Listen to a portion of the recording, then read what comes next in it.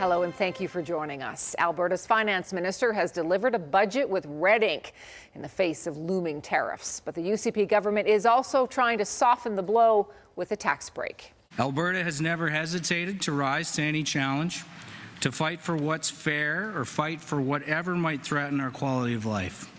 And Mr. Speaker, we will never hesitate. The income tax break is aimed at all Albertans, but those savings will be partly offset by a hike to the education portion of your property taxes.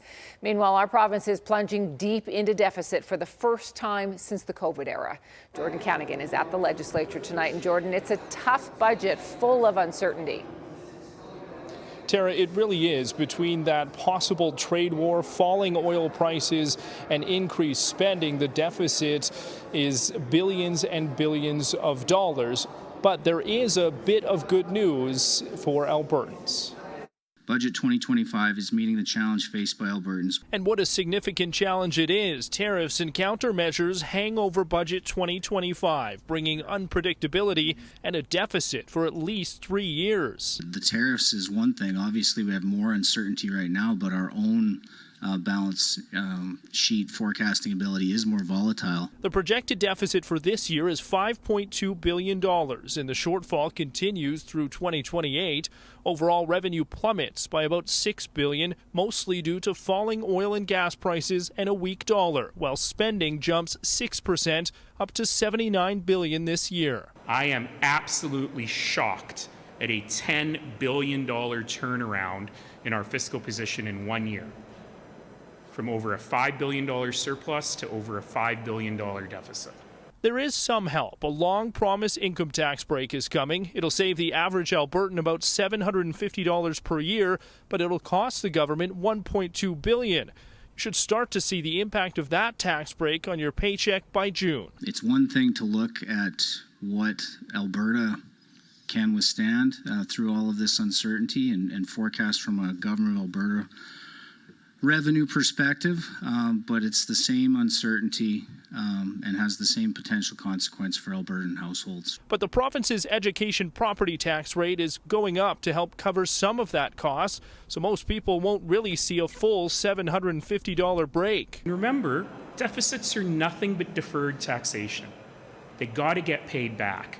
So if you don't pay for it this year, your children and your grandchildren are going to pay for it with interest. Now, it's an uncertain budget that could change a whole lot more if that trade war does happen, potentially ballooning the deficit to $9 billion in a worst-case scenario. But the budget is built off of WTI oil sitting at about $68 per barrel. Every single dollar of that price change means a $750 adjustment in Budget 2025. Tara? Okay, Jordan, thank you. Let's return to our top story now, the Alberta budget, which plunges the province back into the red, but it gives Albertans an income tax break. That tax break was first promised by Premier Daniel Smith in the last election campaign. There is a new 8% tax bracket for your first $60,000 of income, and that will save individuals $750. But a portion of that will be offset by a hike in property taxes. The province is now forecasting deficits for the next 3 years, including $5.2 billion this year alone. The uncertainty of U.S. tariffs could change these numbers. Jordan Canagan is live at the legislature tonight. And Jordan, public education is getting more money in the budget, but education workers and the unions say it is still not enough. Tara, that's right. And while the budget was being delivered here inside the legislature, thousands of employees of the Canadian Union for Public Employees were outside making themselves heard. There were a lot of them, CUPE organizing a rally of thousands of supporters demanding the province return to the bargaining table in their ongoing strike in Calgary, Edmonton, and other communities. They want better wages for support workers, from custodians to cafeteria staff. The budget includes $9.9 billion for public education, about 6% more than last year.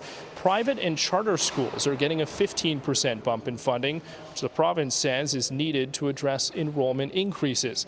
But that upsets the Alberta Teachers Association. 90% of our kids in this province go to a public school, a public Catholic Francophone school. 90% of them go there. You look at the expenditures that private schools have, they can spend anywhere up to $30,000 per kid a year because their parents can pay that tuition. Now, we've got families out there that are struggling to make ends meet. They don't have that option. They need really good, well-funded public schools to give their kids a heads up. Now, Tara, the budget does talk about and provides funding for 18 new schools in Calgary and area over the next 3 years, but does not provide any details beyond that. Okay, Jordan Canagan in Edmonton tonight. Jordan, thank you.